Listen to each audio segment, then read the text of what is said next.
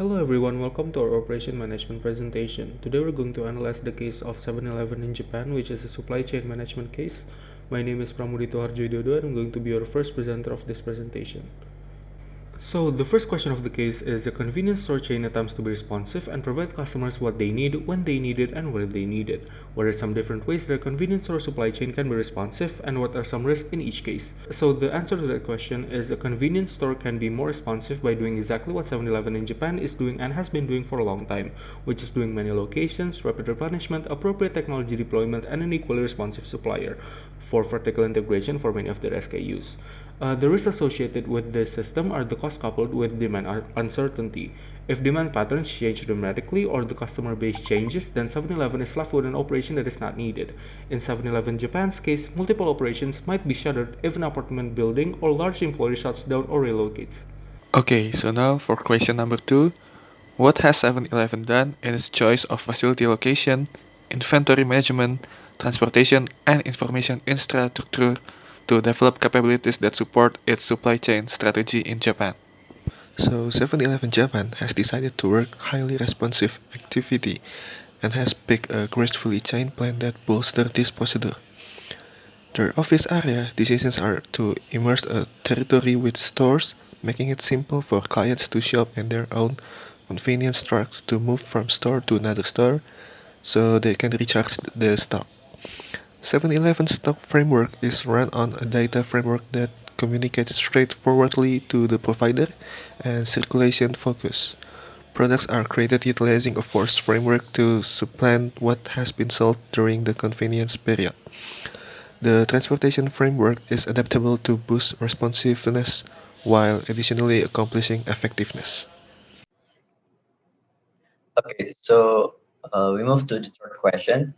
Sevel does not allow direct store delivery in Japan but has all products flow through its distribution center. What benefit does 7-Eleven derive from this policy? And when is direct store delivery more appropriate? So here's my answer. So there are three benefits that 7-Eleven can obtain. The first one is total control of the system, then aggregation of the demand, and the third one is minimal disruption at the retail stores. Here's the example of why it can be the total control of the system. For example, if several suppliers try to make 2 or 3 deliveries every day, it would detract from the store manager's ability to provide customer service. Each of these suppliers would likely prefer their own way of doing things, their own inventory system, like track size, and etc., which would make things more difficult for the several system. And then the second one is aggregation of demand. The demand and production data would have to be shared rather than residing on 7-Eleven system from the beginning to the end. And the last one is minimal disruption at the retail store outlets. Basically, is like almost the same as the total control of the system since we have the total control. So then the disruption will be minimized at the retail outlets. And the second question is why, when is the policy appropriate? The policy might be appropriate when the items delivered do not need bulk broken at DC, have special handling requirements such as tobacco or maybe lottery, or the supplier has a system that is consonant with several. And then we move to the fourth question. What do you think about the seven dream concept for 7-Eleven in Japan? From a supply chain perspective, is it likely to be more successful in Japan or the United States? Why? I think the concept of seven dreams is a great idea. It allows e-commerce sites to use 7-Eleven stores as drop-off and collection points for Japanese e-commerce customers. So basically, the Japanese people might order the things that they want via online or via applications. Then the e-commerce or then the seller will collect it, and the Japanese customer uh, can just pick it up with its convenient times. And it has been extremely successful. Like a recent survey revealed that 92% of the customers of one e-commerce company preferred to have their items this way. And this concept would be more successfully applied in Japan rather than in the US because the first one, the people in Japan prefer to visit stores and pick up the required stuff from the available stores. And the second one, while the US people are more willing to get uh, home delivered products rather than visiting the store physically. Basically, the reason is because of the consumer behavior.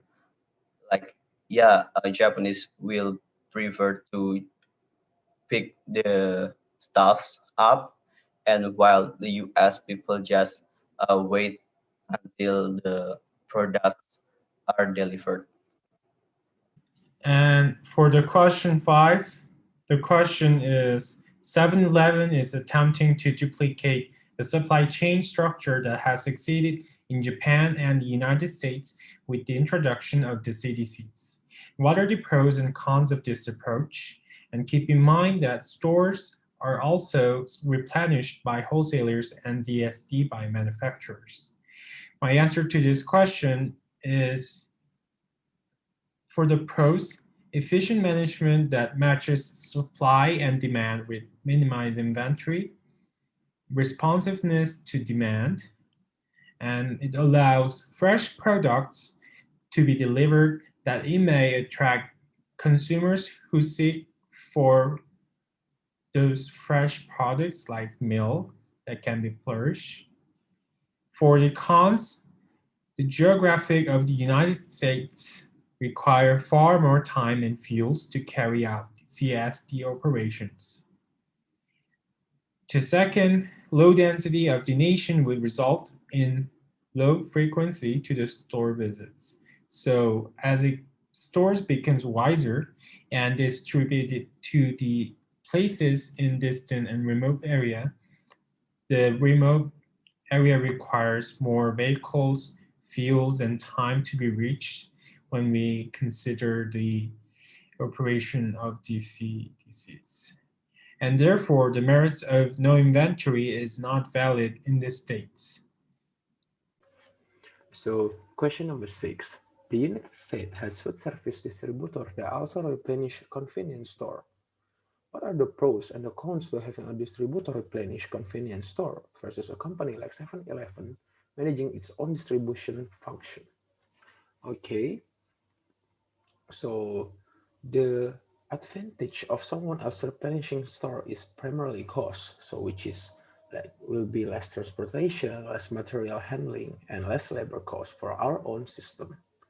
Depending on how supply and reordering operation are designed, it may be possible for the distributor to perform the aggregation or demand smoothing function with minimal intervention by the individual 7-Eleven franchise. And then there is the disadvantage.